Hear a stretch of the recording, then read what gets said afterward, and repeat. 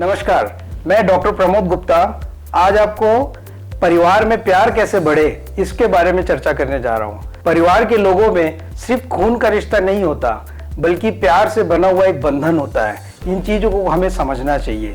यह बात स्पष्ट है कि परिवार के लोग ही हर हमेशा हमारे साथ रहते हैं और आपके साथ कोई नहीं रहता।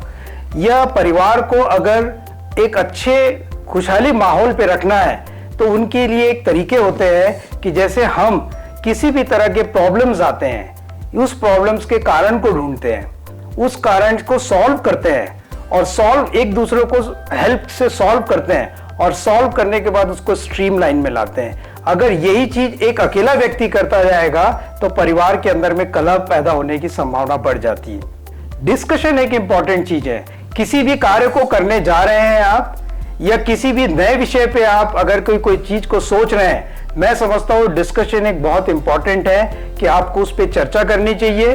चर्चा करने से बहुत से नेगेटिव एंड पॉजिटिव एस्पेक्ट्स को आप एनालाइज कर लेते हैं, जिसको हम क्रिटिकल एनालिसिस कहते हैं। तो आप जब उस विषय पे आगे बढ़ते हैं तो आप अपने आप को बहुत स्ट्रांग पाते हैं और इसी के साथ संबंध भी बहुत अच्छे बन जाते हैं। रिश्तों को निभाने के लिए एक इंपॉर्टेंट होता है फॉरगिवनेस, कि अगर आपको कहीं से दुख पहुंच रहा है या कष्ट हो रहा है, आप चर्चा कीजिए, उस चीजों को समझिए और उसको नकार दीजिए। नकारना तो नहीं कहूंगा, फॉरगिव माने माफ कर दीजिए आप, और उन्हें माफ करके नए स्टेप से लीजिए और उनको एहसास दिलाइए चर्चा करके कि भाई साहब, बहन जी, यह चीज गलत है, या पत्नी को बोलें कि यह चीज गलत है, हमें पुनः इसको वापस रिपीट नहीं करना है, और आप उस पर बदलाव ला सकते हैं। कभी भी समस्याओं के समय परिवार के लोग ही हमारे साथ होते हैं, लेकिन फिर भी आज एक ही परिवार के लोग अलग अलग रसोई को बना रहे हैं, अलग अलग घर को बना रहे हैं और इनके बीच में बड़ा मनमुटाव हो रहा है और साथ में रहने से कतरा रहे हैं। वजह चाहे जो भी हो, जब बात परिवार की आती है,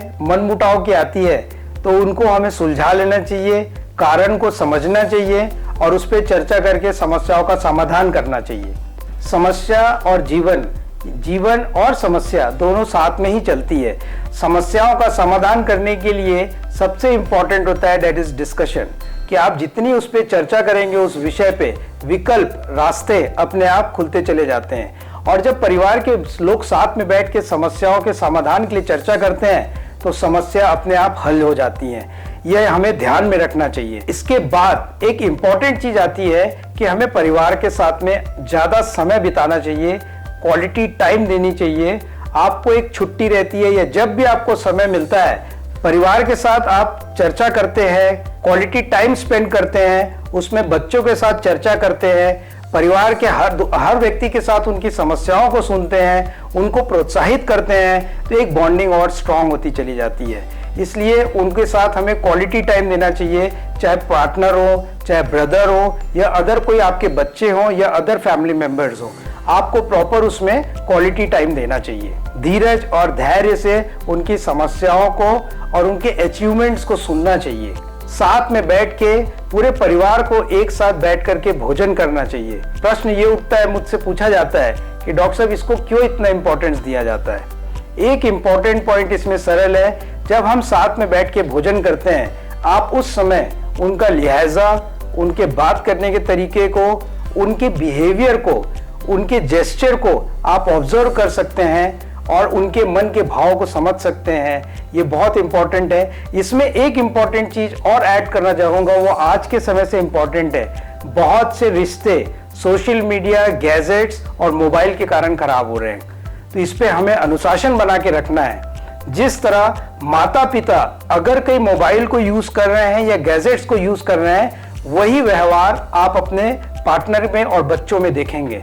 तो आपको एक अनुशासन लाना है, जिसमें एक सबसे महत्वपूर्ण है प्रेयर टाइम पे, भोजन के समय में और स्पेशली फैमिली टाइम पे आपको वहां पे बिल्कुल मोबाइल या गैजेट्स यूज नहीं करना है। इसी से मेरा क्वालिटी टाइम का कहने का मतलब था। रिश्तों में जब तक आप उनके अंदर खोने का भय ना हो, या उनके इस संसार में या मुझसे दूर होने से मेरे जीवन में क्या परिवर्तन आएगा, मेरी भावनाओं में क्या परिवर्तन आएगा, शायद अगर यह सोच रिश्तों में आ जाए, परिवार में आ जाए, तो उनके रिश्ते और मजबूत हो सकते हैं। वह परिवार नहीं जहां मतभेद नहीं है, जहां झगड़े नहीं है, जहाँ चर्चाएं नहीं है, जहाँ दुख नहीं है और जहाँ पे बातों में सामंजस्य नहीं है, वह परिवार परिवार नहीं है। अगर ऐसी चीजें परिवार में न हो तो मैं समझता हूँ कि वह शमशान घाट से कम नहीं है। इसलिए इन चीजों को समस्याएं परिवार में रहती हैं, लेकिन परिवार के मुखिया और परिवार के हर व्यक्ति को यह चीज समझनी चाहिए, इन समस्याओं का समाधान भी हर किसी परिवार के व्यक्ति के पास है। साथ में रहना यह प्रतीत करता है कि मनुष्य एक सामाजिक प्राणी है, परिवार भी समाज की एक शुरुआत है। हमें यह चीज ध्यान में रखना चाहिए। एक स्वस्थ, सुखद और आनंदमय मंगल जीवन जिए, अपने परिवार के साथ जिए, इससे बड़ा कुछ नहीं है। यह चीज बहुत प्रशंसनीय है कि एक मित्र परिवार का रूप है और वैसे ही रहना चाहिए।